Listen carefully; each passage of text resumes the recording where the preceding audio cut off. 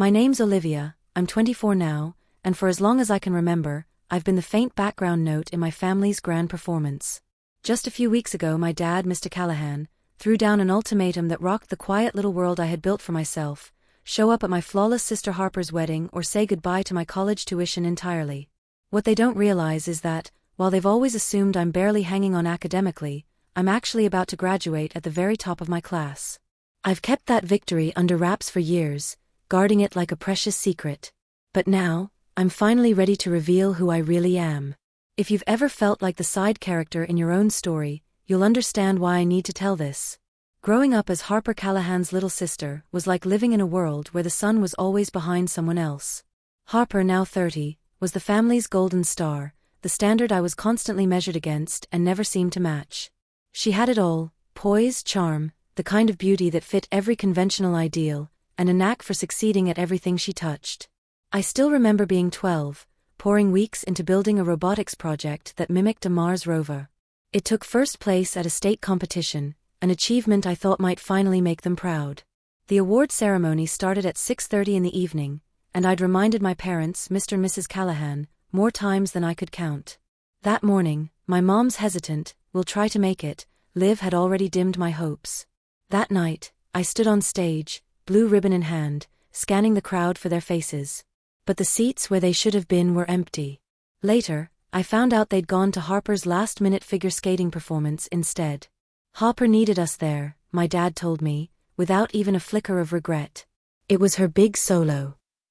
After that, I stopped telling them about my wins altogether. High school brought its own battles. Reading assignments felt like cracking ancient codes, and numbers seemed to spin off the page whenever I tried to solve a math problem. It wasn't until my junior year that a sharp-eyed teacher, Mrs. Emily Foster, suggested I might have a learning difference. The dyslexia diagnosis finally explained so much, but to my parents, it only confirmed what they already believed, that I just wasn't as naturally gifted as Harper. "Not everyone can be a star, Liv," my dad said once after a rough parent-teacher conference. "Some people just have to put in twice the effort." He had no idea how deep those words cut. My mom would sometimes look at me with a flash of guilt, but it never lasted long enough to spark change. She stayed the quiet supporter of my dad's favoritism. When Harper graduated college with honors in digital marketing, my parents threw a lavish celebration at home. At the time, I was a senior in high school, wrestling with college applications and my new diagnosis. My dad toasted Harper's success, champagne glass held high, his booming voice filling the room. The guests roared with laughter at one of his jokes, and I smiled weakly, playing along with the role I'd been given, the underachiever. Later that night, after the last guest left, I overheard them in the kitchen. "That's just not fair, Richard," my mom said, her voice barely above a whisper.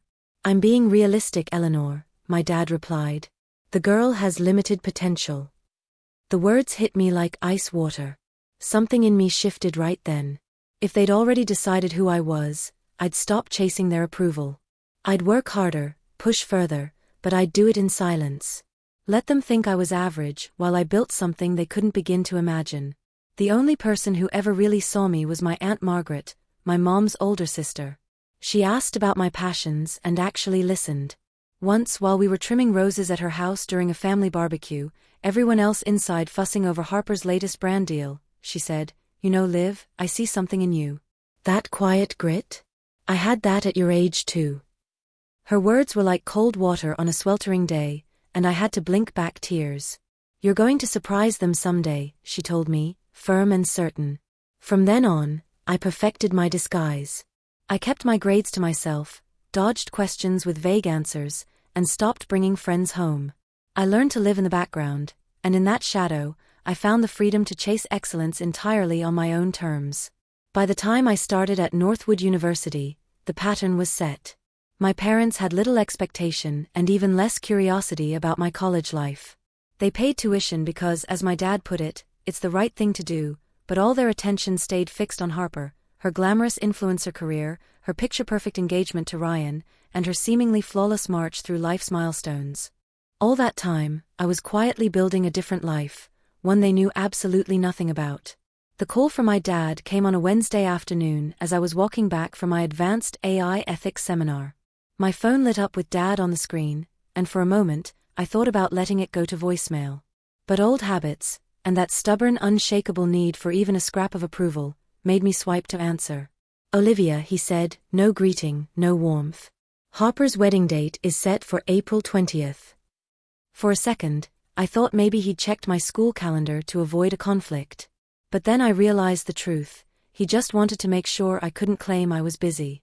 I need you to confirm you'll be there, he continued, his voice sharp, leaving no room for discussion. Dad, I hesitated, thinking of the critical research presentation I had scheduled that same week, not to mention my own graduation ceremony, a milestone they didn't even know about. Olivia, this isn't up for debate, he cut in, his tone dropping into that cold, heavy register that always made me feel small as a kid. Let's be clear, if you skip your sister's wedding, I'll take it as a personal insult to this family, and I'll cut off your tuition that very day. My heart pounded, frantic and trapped. You'd actually do that? In a second, he replied, without a hint of hesitation. Family comes first. It's time you learned that. This isn't like one of your little coding hobbies you can just blow off. The way he said little coding hobbies, dismissing years of work in one breath, sent a nauseating wave through me. My hands trembled, and despite the cool spring breeze, sweat prickled along my hairline. I have to get to class, I managed, barely above a whisper. Just be there, Olivia. He hung up before I could say anything else. I sank onto a bench, my knees suddenly useless. My breathing came in short, uneven bursts, hot tears stinging my eyes. That familiar, crushing feeling of being irrelevant, of having my priorities erased, wrapped around me like an unwelcome old friend. My mind shot back to Harper's engagement party half a year earlier. I'd driven nearly 3.5 hours from campus. On a weekend I should have been finishing a major AI research project. The event was at an upscale restaurant my parents had rented out. I wore the nicest dress I owned, but it still looked out of place among the designer outfits around me. For 3 hours, I hovered on the outskirts of conversations, nursing the same glass of sparkling water while my parents orbited Harper and Ryan like they were royalty. When it was time for family photos, my mom had to call my name twice. The photographer had already started arranging the group without me. The real punch came when Ryan, my future brother-in-law, approached me at the bar. So, are you with Harper's side or the groom's? He asked politely. I stared at him. I'm Olivia. Recognition crept onto his face at a glacial pace. Oh right. Sorry. We'd met 6 times in the 2 years he and Harper had been together. That moment told me everything I needed to know about how often I came up in conversation, which was to say, almost never. Back in my dorm that night after my dad's call, I paced between my desk and my bed, my roommate Chloe watching with wide-eyed concern. He can't actually cut off your tuition, she said, shaking her head.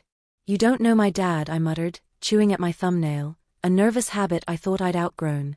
He absolutely would. What about your presentation? And graduation? I shook my head, my throat tight. You heard him. 3 full days of bridesmaid duties before the wedding. That was the crux of it. I had worked relentlessly to line up my post-graduation life, including a job offer from Quantum Innovations that depended on me getting my degree. If I lost my tuition now, I wouldn't finish school, which meant losing the job, the apartment I'd already put a deposit on, everything. My phone buzzed with a text from my mother. Please don't argue with your father about this, Liv. We need peace in the family right now. Harper's under so much pressure with the wedding planning. Just be there for her. All they were asking was for me to keep playing the role they'd written for me, the lesser daughter, the afterthought, the one whose time meant nothing compared to Harper's glittering needs. I'll go, I told Chloe finally, my voice hollow. But as I said it, I walked to my desk, slid open the bottom drawer, and pulled out a battered folder hidden under my textbooks. Inside were the things they'd never seen, the awards, the Dean's List certificates, the letter naming me valedictorian, and the job offer that would finally let me breathe. I'll go, I repeated, this time with a steadier voice. My journey had really started in my sophomore year. By then, my parents had already made it clear that a safe non-technical field was what they considered suitable for someone like me. But in my first year, I'd signed up for an Intro Artificial Intelligence elective, and I fell in love. Complex algorithms lit up my brain like nothing else. Programming languages had a structure that sidestepped so many of the roadblocks my dyslexia caused with traditional reading, and problem-solving felt like coming alive. Professor Samuel Everett, one of the most respected figures in the AI department, noticed my work and stopped me after class one day. "Olivia, your project was elegant," he said, turning his monitor toward me so I could see my code. "You approached the problem differently than anyone else in the class." I told him about my dyslexia, my parents' low expectations, and how I was just trying to find my place. He nodded. Learning differences often pair with unique thought patterns that can be a huge advantage in this field. His voice was calm, certain. That conversation with Professor Everett lit a fuse I didn't know was there. By the next morning, I'd officially switched my major, and told absolutely no one in my family. Whenever they asked about my courses during our rare phone calls, I'd toss out vague mentions of general studies or student development workshops. In reality, I was neck-deep in advanced AI frameworks, neural networks, and robotic control systems. To cover the bills, I picked up a grueling night shift job at the campus IT help desk. 4 nights a week, from 9:30 p.m. to 1:30 a.m., I monitored servers, handled tech issues for night owl students, and used the quiet hours to hammer through my coursework. The schedule was brutal. There were mornings I'd cry silently in the shower from exhaustion, then pull myself together and show up for my 8:15 a.m. AI lecture like nothing was wrong. The payoff was undeniable, a perfect 4.0 GPA, shared only with my advisor and Professor Everett, my rock throughout it all. One spring afternoon in my junior year, I was hiding in a bathroom stall, crying quietly after seeing the newest dean's list posted, with my name at the very top, when the door swung open. "Hello?" a voice called, soft but concerned. I tried to stop sniffling, but the voice persisted. "I don't want to be creepy, but, are you okay?" Something in her tone, genuine and warm, made me unlock the door. Standing there was Lena, a sharp, fearless student from my advanced AI programming class whose insights I'd admired but never spoken to. "Sorry," I muttered, wiping my face. "This is," she repeated gently. I gestured toward the list posted outside. "I made top of the list again, but I can't tell anyone." Instead of frowning or prying, she just nodded, her eyes saying she understood more than she let on. "Family stuff is messy. Want to grab coffee and talk?" That was the start of my first real friendship in college. Lena became my confidant, the only person who knew both my identities, the mediocre student my family thought I was, and the driven, high-achieving woman I truly was. By senior year, Professor Everett had invited me onto his cutting-edge research team, working on an autonomous AI system to improve disaster response and humanitarian aid distribution. It was technically demanding, with real-world stakes that pushed me harder than anything before. "This distribution model you've built, Olivia," Professor Everett said one afternoon, scanning my code. His brows lifted. "It's brilliant." My chest tightened. If my name went on this, my parents could find out. He gave me a steady look that told me he understood the weight of the decision. I took the leap anyway. Our paper was accepted to a major conference. My parents never knew, but the work caught the attention of several leading tech companies. By early spring, I had 5 offers, including the dream role at Quantum Innovations, which I accepted. That same month, an email popped up from the Dean of Robotics Engineering. "Congratulations, Olivia Callahan. Valedictorian." I stared until the screen went black. Days later, another letter arrived, full acceptance to the Viridian Institute for Advanced Robotics graduate program, with a full scholarship. It was everything I'd fought for, the sum of years of quiet, relentless work. And yet, I could only share the news with Lena and Professor Everett. I'd managed to cut my reliance on my parents' money through scholarships, my IT job, and a paid research position, but I still needed their tuition help to close the gap. That dependency kept me chained to their version of me. Last Christmas, I almost told them. We were sitting at the table while my parents showered Harper with praise for her new brand deal. I cleared my throat. "Actually, I've been working on something pretty exciting too." "That's nice, dear," my mom said absently, turning straight back to Harper. "Now, tell us more about the venue options." The moment slid away, and so did my nerve. But something deep inside had shifted. I was done being invisible. I just needed the right moment to finally show them who I was. 2 weeks before Harper's wedding, my phone lit up with a barrage of texts that made my stomach drop. "Your bridesmaid dress fitting needs to be done by Friday." Harper again. "Mom says you haven't booked it yet." Before I could reply, another message pinged. Also need your shoe size for the matching custom heels, $230. Venmo me today. And another. Hair and makeup call time, 4:45 a.m. on wedding day. Extra charge if you're late. The bridesmaid dress alone had already drained $900 from the savings I'd been building for my post-grad move. The mounting costs were stretching me past my limit, but I knew better than to complain. The fitting that Friday was an exercise in public humiliation. Harper had chosen identical dusty mauve gowns for her 7 bridesmaids, all her influencer friends and me. The low-back, curve-hugging cut felt like a costume I was never meant to wear. Might need to take it in more at the bust, Harper said, circling me like she was sizing up a mannequin. Behind her, one of her friends, Tiffany, let out a giggle. Maybe a little padding for balance, Harper added with a smirk. I bit my tongue so hard I tasted blood. Just survive this, I told myself. One more hoop to jump through.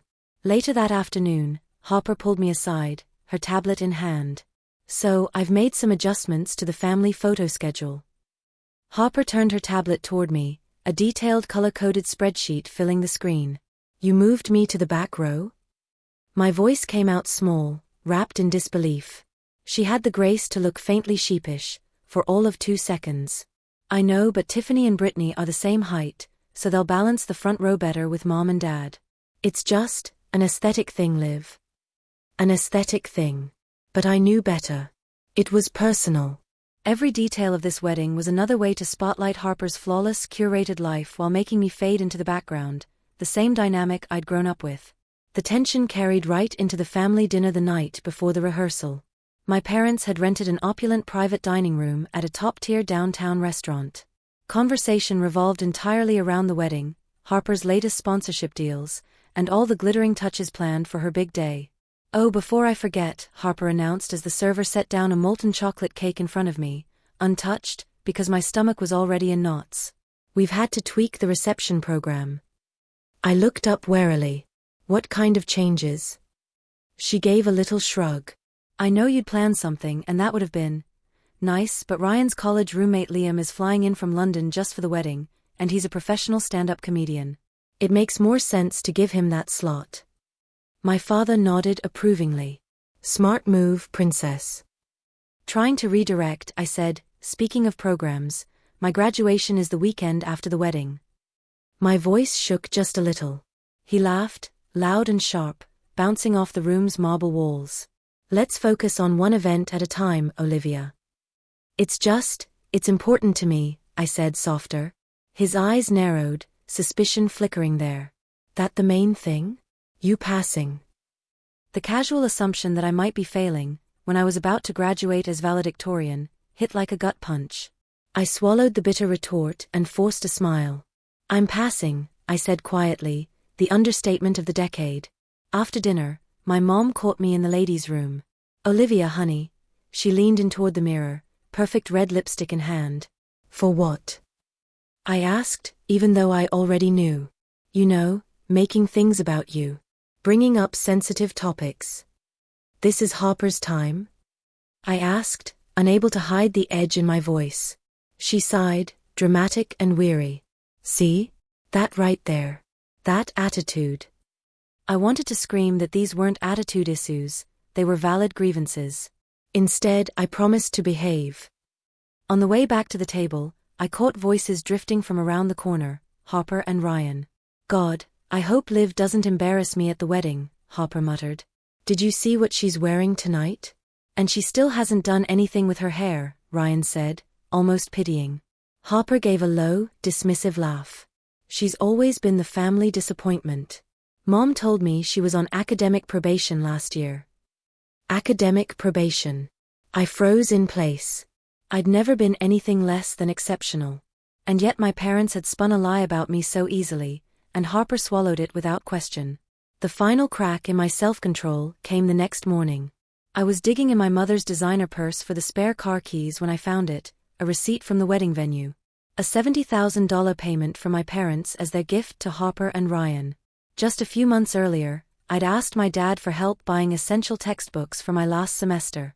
He'd claimed they were strapped for cash and sent me $120. The contrast was so stark, so insulting, that something inside me just broke. I retreated to my old bedroom, the one I was stuck in for the wedding weekend, and called the only person who had ever seen me clearly. "Aunt Margaret, I need your advice," I whispered, my voice tight. That night, after the house went still, I drove back to campus. The dark road matched the heaviness in my chest. By 2:15 a.m., I was sitting at my favorite spot in the university library, a desk by the window overlooking the central quad. The place was nearly empty, just a few die-hard students preparing for finals. I stared at my laptop screen, emotions swirling like a storm. For years, I'd accepted their version of me. I'd hidden my achievements, played the role they assigned, and kept the peace at the cost of my own identity. But Professor Everett's voice from earlier that year echoed in my head. We'd been talking about my hesitation to accept the quantum innovations offer without telling my family. "Olivia," he'd said, leaning forward, "you will meet people, even in professional settings, who underestimate you, who try to define your worth through their own limited lens." His gaze didn't waver. "Your family may never see you for who you are. That's their limitation, not yours." And sitting there, bathed in the library's soft light, I knew he was right. I'd been folding myself into their tiny suffocating box for too long. The next morning, I walked into the dean's office. "Yes," I said clearly, "I'll be giving the valedictorian address." With my academic future fully secured, I turned to my independence. I signed the final paperwork for my role at Quantum Innovations, confirming my start date for the month after graduation. The salary alone would mean I'd never have to ask my parents for a single cent again. Next, I signed the lease on a small but bright studio just a short walk from the Quantum Innovations campus, using my savings for the security deposit. It wasn't luxurious, one big room with a tiny kitchenette, but it would be mine. A space where I could exist without apology, without judgment. My hands trembled as I clicked confirm on each email and signed each form.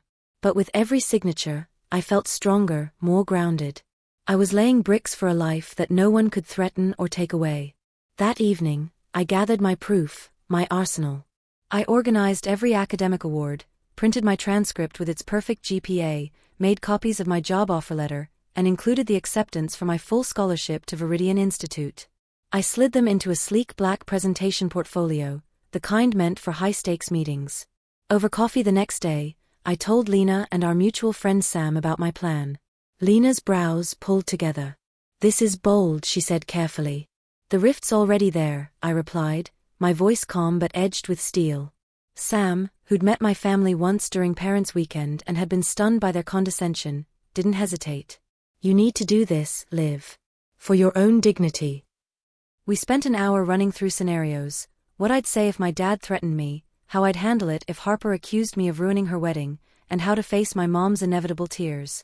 "Breathe," Lena reminded me, her voice even. That night in my dorm, Chloe sat cross-legged on her bed, her psychology textbook tossed aside. "Visualize yourself standing tall," she said. We practiced breathing exercises and boundary-setting lines, building the mental armor I'd need. She'd seen firsthand the toll my family's dismissal had taken on me, and her loyalty felt like a force field. The following afternoon, I went hunting for the outfit I'd wear to the two most important events of my life. I needed something that worked for both my graduation and Harper's wedding, something that didn't fade into the background. After hours of searching, I found it, a deep sapphire blue dress, tailored, elegant, and entirely me. The night before graduation, sleep was impossible. Doubt whispered in the dark. Was I sabotaging my relationship with my family forever? Was this selfish? Part of me, the little girl who'd stood alone on that stage with her robotics ribbon, still wanted to be told, "We're proud of you." That part wanted to stay quiet, keep the peace. By morning, staring at my reflection in the mirror, I saw someone else. A woman who had overcome dyslexia, years of dismissal, and relentless underestimation, and had excelled anyway. "My name is Olivia Callahan," I said to the glass, practicing the start of my speech. My voice was steady, resonant. It was time. Graduation day dawned warm and clear, as if the sky itself approved. The ceremony filled the university's outdoor amphitheater with rows of folding chairs. 4 years earlier, I'd sat in one as a terrified freshman. Now I took my place among the graduates with pride, and a hollow ache. The seats I'd reserved for my family sat empty. They didn't even know I was graduating, let alone as valedictorian. When my name was called, The applause felt like it was happening at a distance.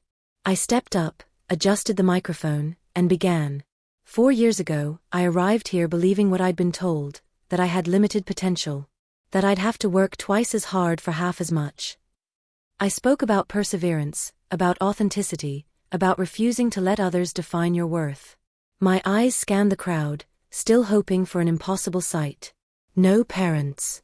No sister. But there was Professor Everett, smiling proudly. Lena, giving me a thumbs up. Classmates who respected me for my work, not my family name. This diploma represents more than academic success, I concluded. It represents finding my voice, and the courage to use it. No matter the challenge, you have the right to define yourself. The applause when I stepped down felt like sunlight breaking through clouds. I didn't stay for photos or the reception. In a quiet campus bathroom, I swapped my gown for the sapphire dress, tucking my diploma and portfolio under my arm. Then I drove straight to the wedding venue. The country club buzzed with activity, photographers, servers, early guests. The schedule Hopper had emailed said family photos were happening right then. I spotted them across the lawn, Harper in her designer gown, my parents glowing beside her. The moment my father saw me, his smile dropped. "Olivia, you're late," he hissed, his voice low and sharp. His gaze flicked over my dress. "And what are you wearing?" "I need to speak with you," I said, my voice steady, my grip tightening on the portfolio. Aunt Margaret's expression softened as she nodded. "I saw it, Liv, but I failed you by not speaking up more forcefully. I thought it would change as you got older, that they'd eventually see you clearly." Her apology, the first I'd ever received from anyone in my family, hit me like an unexpected bomb, easing wounds I'd carried for years. Tears stung my eyes before I could stop them.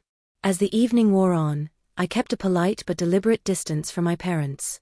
My dad avoided me entirely, retreating to the bar whenever I appeared.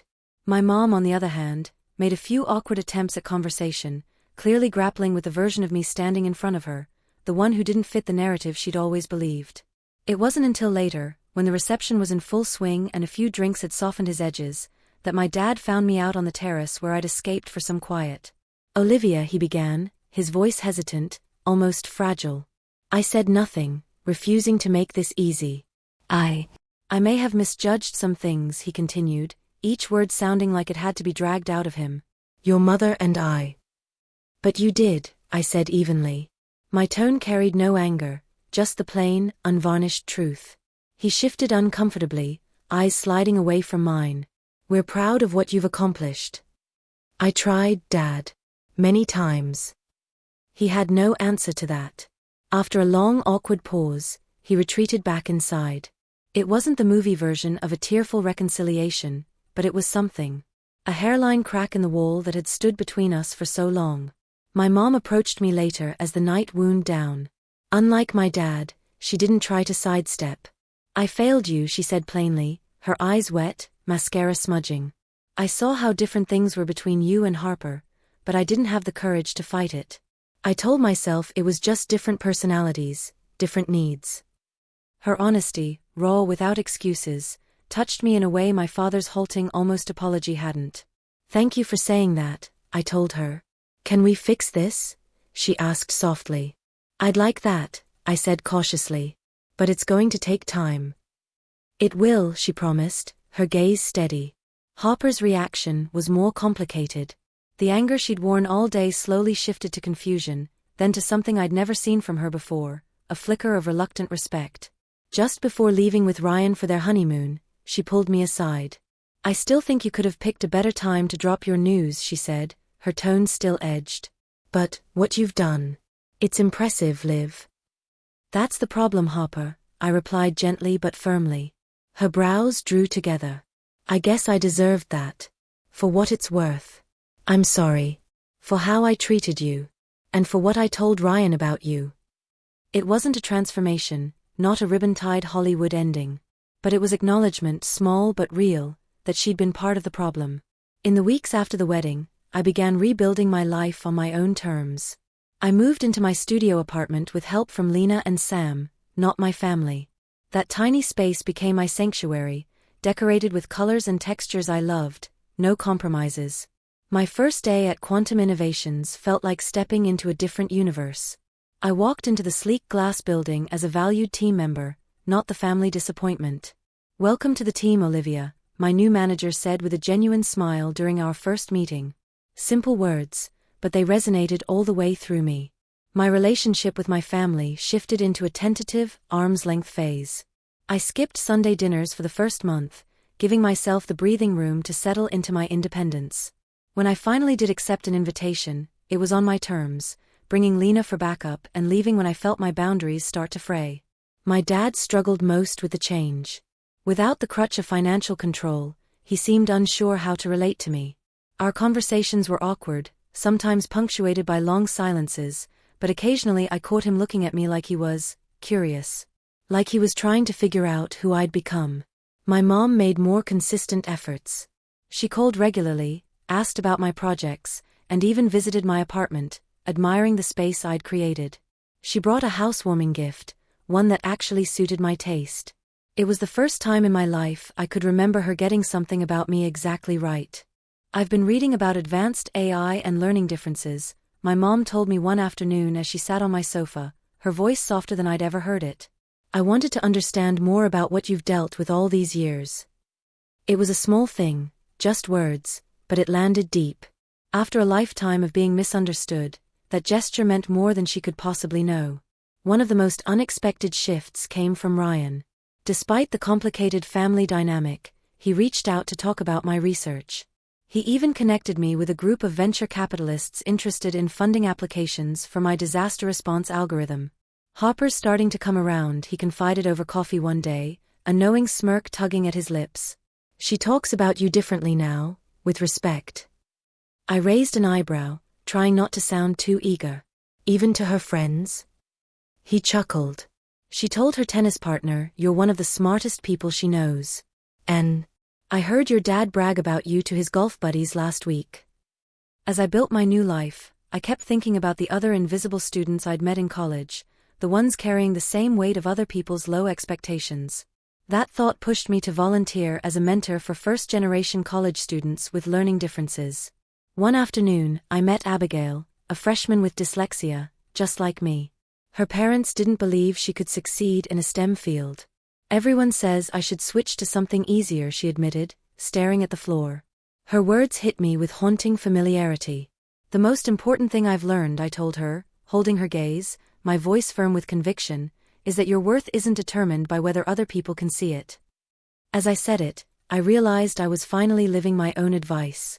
I had built my self-worth from the inside out, brick by painstaking brick. It no longer rose or fell on my family's approval. The road ahead wouldn't be without challenges. There would be more difficult conversations, more boundaries to hold, more old habits to break. But for the first time, I was moving forward as my true self, not diminished by others' perceptions and not defined by their limits. That, more than any award or career milestone, was the real victory. To everyone still listening,